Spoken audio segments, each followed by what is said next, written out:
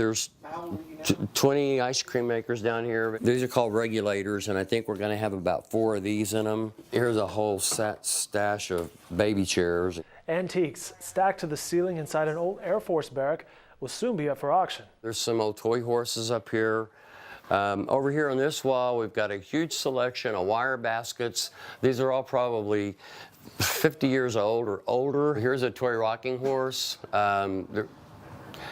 We've probably got probably altogether 20 horses in the auction. Albert Hester and his wife of 65 years had a hobby of collecting and selling antiques. Early 1960s, probably when they really got into it, because I can remember going to Arkansas and Missouri, to the Ozarks. I mean, real outback area of the Ozarks is where they first started buying stuff, because they could buy these antiques dirt cheap, because the antique craze hadn't started yet. Albert died in January, and his wife Maxine had passed away in 2012.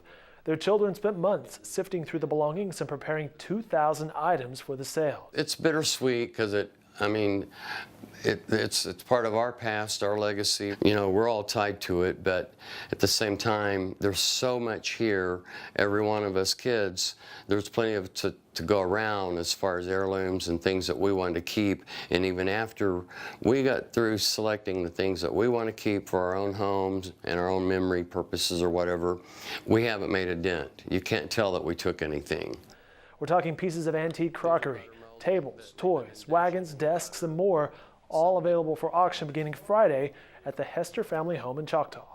This is one of their first pieces over here, and it will be in the auction, believe it or not. It's a sawed-off oak round table. These are like, oh man, they're real hard to find. There's a preview on Thursday from 1 to 6 p.m. The auction officially begins on June 13th. It runs through the 15th.